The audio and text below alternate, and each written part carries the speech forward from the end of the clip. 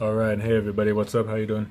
So there was some extra questions about core Gadget on Nintendo Switch, namely how many how many gadgets can you put in a project and it still run just fine? So I made this quick project. I just went ahead and put one of each gadget, so there's 16 running. And with 16 gadgets running, it's still doing just fine.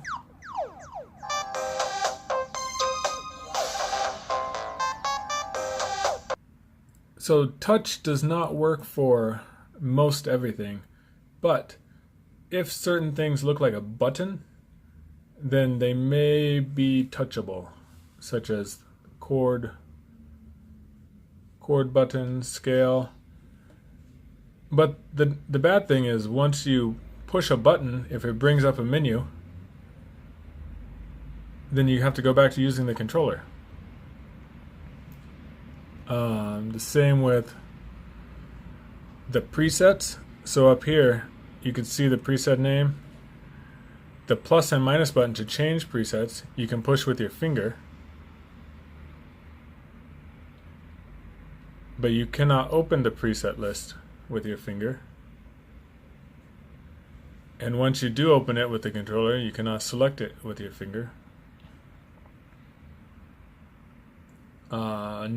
No sliders or knobs work with touch. In the mixer,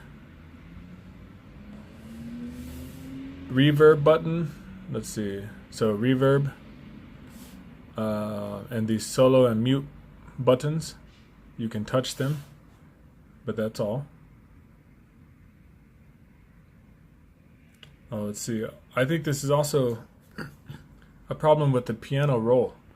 So when I first opened up the piano roll, I was thinking that the shaded lines corresponded to the black keys, which, because I'm in the C major scale right now, the shaded lines do correspond to the black keys. But if you change the scale,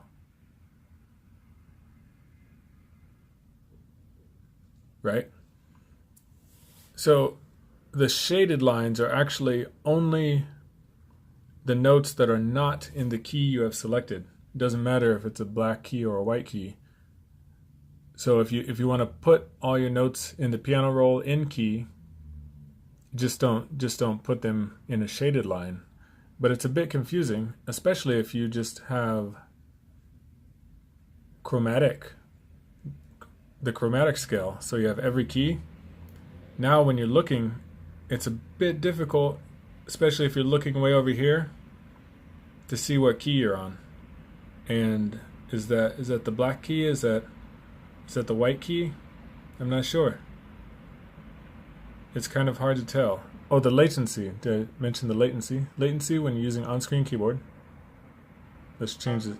Let's change the scale real quick. Okay, C major.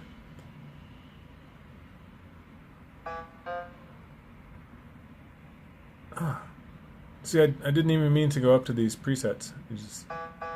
I was trying to scroll on the keyboard. So when I push the button, button on the Joy-Con, it's basically instantaneous. And also when you play on the screen,